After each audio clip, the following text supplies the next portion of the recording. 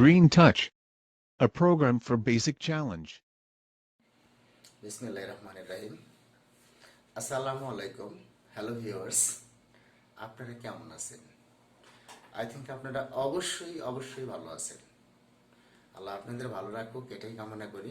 সকলের সুস্থতা কামনা করে আমি আইকিউ এর দ্বিতীয় পর্বে অর্থাৎ পার্ট 2-তে আছি, যে বিভিন্ন বিশ্ববিদ্যালয়ে আইকিউ থেকে কোশ্চেন করা হয়, তারই ধারাবাহিকতায় আমি আছি আজ পার্ট 2-তে। আমি আতাউর রহমান সরাসরি ক্লাস শুরু করছি। আগামী 4 বছর পর সাকিবের বয়স 5 বছর। আগের বয়সের দ্বিগুণ হবে। সাকিবের বর্তমান বয়স কত? দেখেন, এটাকে যদি আমরা অঙ্ক করতে যাই, আগামী 4 বছর পর সাকিবের বয়স 5 বছর, আগের বয়সের দ্বিগুণ হবে। আগামী 4 বছর পর সাকিবের বয়স 5 বছর, আগের বয়সের দ্বিগুণ হবে। এখানে যে কথাটা বলতেছে, যদি আমি এইভাবে বলি যে 5 বছর আগে সাকিবের বয়স ছিল এক্স বছর, আচ্ছা, তাহলে 5 বছর পর সাকিবের বয়স হলো কত? এত। আচ্ছা, তারপরে কি বলতেছে,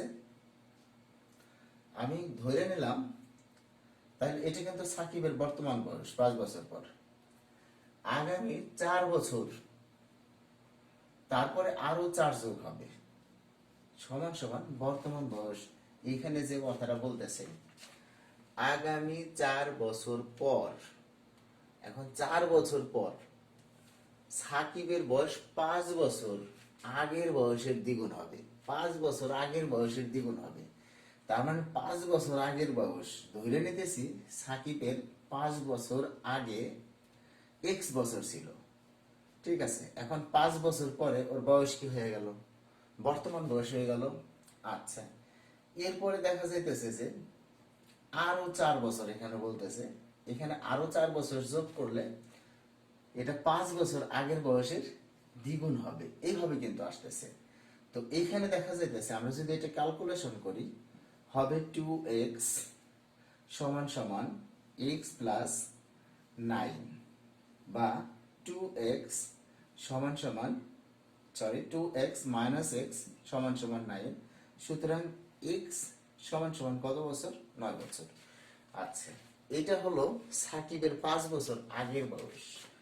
সুতরাং 5 বছর পরে বর্তমানে সাকিবের বয়স কত? 14 বছর। এখন দেখেন, এইভাবে অঙ্ক যখন আপনি করতে যাবেন, এতটা সময়ও কিন্তু আপনি পাবেন না।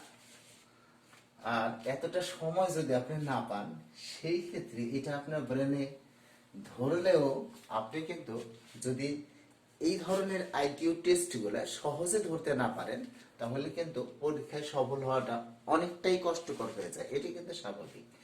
দেখেন, এখানে সবচেয়ে বড় যে জিনিসটা, ধরেন মিস্টার সাকিব, এই যে ধরেন আপনি মাঝখানে ধরে নিলেন সাকিব। আচ্ছা, এটা হলো সাকিবের, ধরে নিলাম আমি বর্তমান বয়স, সাকিবের বর্তমান বয়স। এখন আপনি আসেন, এটা হলো 5 বছর আগে, আর এটা হলো কত? 4 বছর পরে। এই যে আমি বিষয়টা লিখলাম, এখন আপনি লক্ষ্য করেন, সরি, ওনারা যে কথাটা বলতেছে, আগামী 4 বছর পর এইখানে যে বয়সটা হবে আর এইখানে যে বয়সটা হবে, এরা একে অপরের কি হবে?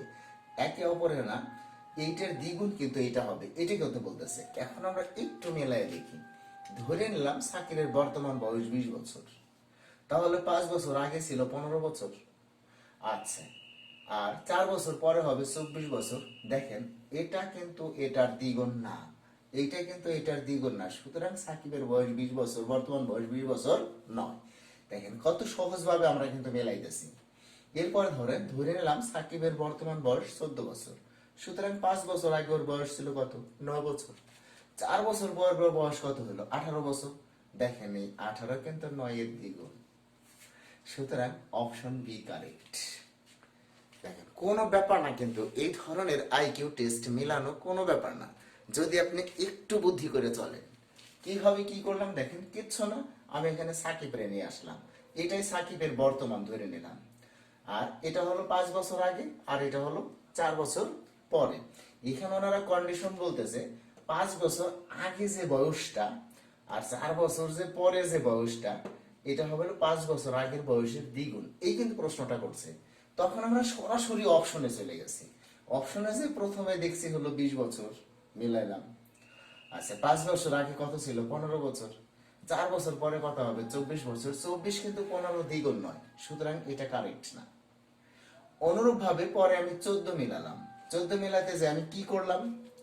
5 বছর আগে কত ছিল? 9 বছর। সুতরাং 4 বছর পরে কত বছর হবে? 18 বছর। দেখেন 18 কিন্তু 9-এর দ্বিগুণ, সুতরাং সাকিবের বর্তমান বয়স 14 বছর। আমার মনে হয় এ ধরনের আইকিউ আসলে আপনি বুঝতে পারবেন। আপনি কি আমার কথা বুঝতে পেরেছেন? আই থিঙ্ক বুঝতে পেরেছেন। অনেক সহজ কিন্তু, কারণ এই আইকিউ থেকে যখন প্রশ্ন করা হয়, আপনার কিন্তু আইকিউ, ইন্টেলিজেন্ট কোশ্চেন, অর্থাৎ আপনার বুদ্ধিমত্তা, আপনার ব্রেন আসলে কতটুকু কতটুকু আপনি বুঝতেছেন, সেটাই কিন্তু যাচাই করার চেষ্টা করে, আর কিচ্ছু না। ঠিক আছে? আর সেটা কিন্তু অঙ্ক করার বিষয় না, আপনি মুখে মুখে সেটা ক্যালকুলেশন করতে পারবেন। আচ্ছা, সাপোজ আর একটা অঙ্ক দেখেন, এই ধরনের অঙ্ক না আইকিউ এর মতো। যেমন আছে রতন, একটা নাম, রতন ও পিনুর মোট বয়স 27। রতন ও পিনুর মোট বয়স 27। আবার লিখছে আপনার এবং রতন ও পলাশের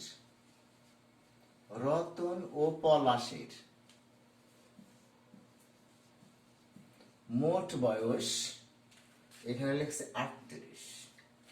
এবং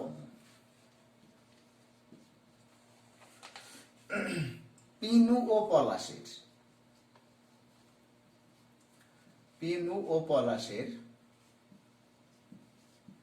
মোট বয়স 33। এইখানে প্রশ্ন করছে তাহলে রতনের বয়স কত? তাহলে রতনের বয়স কত? দেখেন উপর কন্ডিশন সবই ঠিক আছে। এখানে ক নাম্বার অপশনে ওনারা দিয়েছে 16, খ নাম্বার অপশনে ওনারা দিয়েছেন 11, গ নাম্বার অপশনে ওনারা দিয়েছেন 22, আর ঘ নাম্বার অপশনে ওনারা দিয়েছেন 18। এখানে দেখেন সবচেয়ে বড় কথা যেটা আপনি ভালো করে বোঝার চেষ্টা করেন, রতন ও পিনুর মোট বয়স 27 এবং রতন ও পলাশের মোট বয়স 38, পিনু এবং পলাশের মোট বয়স 33 হলে রতনের বয়স কত? দেখেন এই ধরনের বিষয়গুলো সবসময় আপনারা অপশনটা খেয়াল করবেন। একটু খেয়াল করেন, কিচ্ছু না এখানে 16 না 11 না 22 না 18, এটা কিন্তু আপনার যাচাই সাপেক্ষে। আপনি দেখেন চাইছে রতনের বয়স। মনে করেন আপনি প্রথম এই অংশটা নিলেন, ধরে নিলেন রতনের বয়স আর 16 বছর। আচ্ছা, রতনের বয়স যদি 16 বছর হয় তাহলে তো পিনুর বয়স 11 বছর, ঠিক কিনা? রতন ও পিনুর মোট বয়স 27 বছর। রতনের বয়স যদি 16 বছর হয়, অবশ্যই পিনুর বয়স কত হবে? 27 বছর, স্বাভাবিক। আবার বলতেছে রতন ও পলাশের বয়স 38। আমি একইভাবে, যেহেতু আমার রতনের বয়সটা চাইছে, সুতরাং আমাকে কিন্তু এভাবেই চিন্তা করতে হবে যে আমার রতনের বয়স কত? 16। আচ্ছা, পলাশের বয়স কত? পলাশের বয়স কত আছে এটা কিন্তু আমরা দেখতেছি। রতনের বয়স যদি হয় 16, তাহলে পলাশের বয়স কত? 22। দেখেন আপনি, রতনের বয়স আমরা ধরে নিয়েছি 16, কারণ রতনের বয়সটা চাইছে, রতনের বয়সটা সেম থাকবে। রতনের বয়স 16 হইলে পিনুর বয়স 11, রতনের বয়স 16 হইলে পলাশের বয়স 22। এখন দেখেন ওনারা আরেকটা কন্ডিশন দিয়েছে, পিনু ও পলাশের বয়স 33। দেখেন তো মিলে কিনা? পিনু আর পলাশ 33 হয় কিনা? পিনু আর পলাশ 33 হয়ে গেছে, সুতরাং রতনের বয়স 16, পারফেক্ট। সুতরাং ক নাম্বার অ্যান্সার। অর্থাৎ আপনি যখন এটা অঙ্ক করতে যাবেন তখন কিন্তু আপনি এটা মেলাইতে পারবেন না। অর্থাৎ মেলাইতে পারবেন না সেটা না, মেলাইতে পারবেন, কিন্তু এই টেকনিক গুলো যদি আপনার সাথে থাকে এই পদ্ধতিগুলো যদি আপনার সাথে থাকে, প্রশ্ন দেখা মাত্র অতি সহজেই আপনি অ্যান্সার করতে পারবেন। কিভাবে দেখেন, আমি এখানে কিটা করলাম, রতন, এই যে আমি এইভাবে লিখলাম রতন। পিনু, লিখলাম পিনু। আচ্ছা, আগের আছে পলাশ, পলাশ। আচ্ছা, এখন দেখেন তিনজনকে আমি নিলাম, নেওয়ার পরে দেখেন রতন ও পিনুর মোট বয়স কত, 27। ঠিক আছে, তো এক্ষেত্রে রতনের বয়স আমি প্রথম অপশনটা ধরে নিলাম 16, তাহলে অবশ্যই পিনুর বয়স কত বছর, 11 বছর, স্বাভাবিক। আচ্ছা, রতন ও পলাশের বয়স আমি তো এটা ধরেই নিছি 16, রতনের বয়স যদি 16 হয় তাহলে পলাশের বয়স কত, অবশ্যই 22। এখানে বলতেছে পিনু ও পলাশের বয়স 33, দুইটা যোগ করে দেখেন 33 হয়ে গেছে 33, সুতরাং রতনের বয়স 16। পারফেক্ট। আমার মনে হয় বিষয়টা আপনারা বুঝতে পেরেছেন। আর এইভাবে যদি বুঝে বুঝে এরকম যদি আপনি প্র্যাকটিস করতে পারেন, আইকিউতে চরম সফলতা আসবে। যেমন আপনি জানেন জাহাঙ্গীরনগর ইউনিভার্সিটিতে বি ইউনিটে আইকিউ থেকে 15টা কোশ্চেন করে, সাধারণত প্রিভিয়াস ইয়ারের কোশ্চেন গুলা দেখে আমরা বলতেছি। তো আপনি যদি একটু চিন্তা করেন তাহলে কিন্তু এখান থেকে সফলতা আনা সম্ভব। আচ্ছা, এরপরে আমি পরের আরেকটা প্রশ্নে যাচ্ছি। দেখেন খুব সহজভাবে দেখেন, একটা বিষয় আছে শূন্য স্থানে, এরকম একটা আমি অঙ্কটা দেখাইতেছি। শূন্য স্থানে একটা প্রশ্ন আর কি, শূন্য স্থানে কোন সংখ্যাটি বসবে, কোন সংখ্যাটি বসবে, এরকম। এখন দেখেন এখানে কতগুলো দিয়ে দিছে, 62 দিয়ে সেরে দুইটা পুটুলি দিছে, এখানে লিখছে 26, 25, তারপরে লিখছে 87, এইখানে এইভাবে দিয়েছে, তারপরে দিয়েছে 78, 36, এরপরে দেখেন দিয়েছে 103, যেটা এইভাবে করেছে এত, তারপরে দিয়েছে এখানে 49, এখানে ওনারা লিখছে 25 ডট ডট ডট ডট কত, অপশন ক, এইভাবে ওনারা অপশন কত দিয়েছে 52, 36, অপশন খ 52, 49, অপশন গ 52, 64, অপশন ঘ 52, 81। আমার মনে হয় এটা দেখে আপনি বুঝতেই পারতেছেন কি ঘটবে, কিচ্ছু না। দেখেন আপনি শুধুমাত্র এটা খুব ভালো করে একটু নজর দিবেন। দেখেন এই 62 এটাকে উল্টাইছে 26, এবং এটা বর্গ সংখ্যা, 5 স্কয়ার কত, 5 5 25, 87 এটাকে উল্টাইছে 78 হয়ে গেছে, 6 6 36, 103 এটাকে উল্টাইছে 301 হয়েছে, 7 7 49, এটাকে উল্টাইলে কত হবে 52, আর এখানে 5 6 7 পরেরটা কত হবে 8, তাহলে কোনটা হবে 8 8 64, তাহলে এটা কত হবে 52 64, এটা কারেক্ট। অত্যন্ত চমৎকার, কিন্তু কোনো ব্যাপার না। কিন্তু ওনারা যে প্রশ্ন করে, জাস্ট এগুলো কিন্তু অঙ্ক করার জন্য আপনাকে প্রশ্ন করে না, এগুলো এমন ভাবে প্রশ্ন করে, এমন স্বচ্ছভাবে প্রশ্ন করে যে প্রশ্নটা আপনি যদি এখন থেকে আপনার ব্রেনটা কালচার করা শুরু করেন, আমি বিশ্বাস করি আমার এই আইকিউ এর ভিডিওগুলো দেখে আপনি হাইলি বেনিফিটেড হবেন। আশা করি আমার এই ভিডিও সিরিজটা যদি আপনি কমপ্লিট করেন তাহলে ইনশাল্লাহ আপনার একটা আইকিউ কাটা যাবে না। যাই হোক, এরপরে আমরা পরবর্তী কোশ্চেনে আসতেছি। দেখেন পরবর্তী কোশ্চেনটা হলো জামান,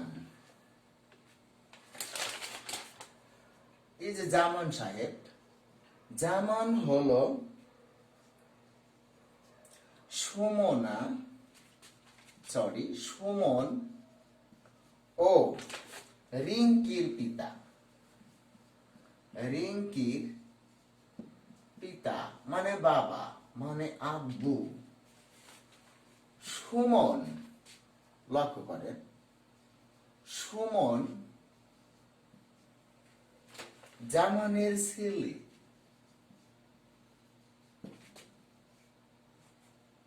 সুমন জামানের ছেলে।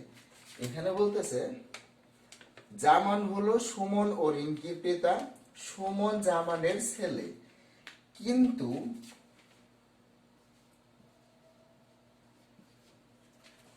রিঙ্কি জামানের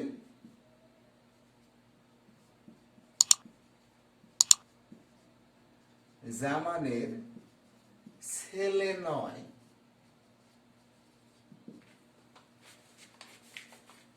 তাহলে রিঙ্কি জামানের কি হয়?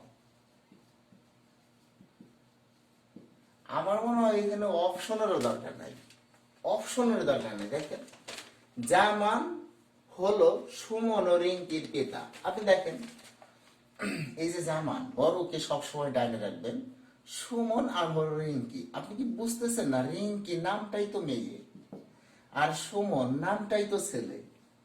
তার মানে কি জামান হলো সুমন ও রিঙ্কির পিতা, সুমন জামানের ছেলে। ওকে, কিন্তু রিঙ্কি জামানের ছেলে নয়। কোথেকে রিঙ্কি জামানের ছেলে হবে? কারণ রিঙ্কি নামটাই তো মেয়ে। রিঙ্কি জামানের ছেলে না হলে রিঙ্কি জামানের কি? মেয়ে। তাহলে রিঙ্কি জামানের কি হয়? রিঙ্কি জামানের মেয়ে। আর এই মেয়েটাকে আমরা কি বলতে পারি? কন্যা।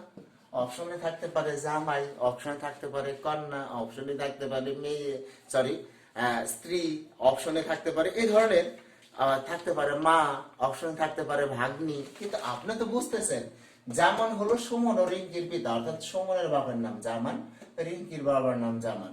সুমন ছেলে, রিঙ্কি মেয়ে। ক্লিয়ার হিসাব। এমন হয় এই যে সম্পর্কের যে ব্যাপারগুলা, এগুলা সব সময় সম্পর্কের ব্যাপারটা বড় লিখবেন শেষে আর ছোট লিখবেন আগে। এভাবে যদি আপনি হিসাব করেন সব সময় এগুলা কিন্তু আপনি সহজেই পেয়ে যেতে পারেন। আচ্ছা, এরপরে দেখেন একটি, লক্ষ্য করেন, একটি দেওয়াল,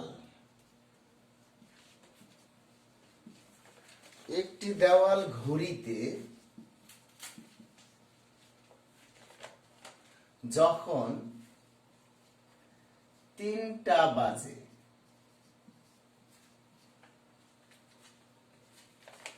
তখন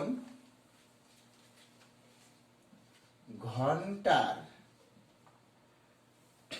কাঁটা যদি পূর্ব দিকে থাকে, কোন দিকে? পূর্ব দিকে থাকে, তবে মিনিটের কাঁটা কোন দিকে থাকবে?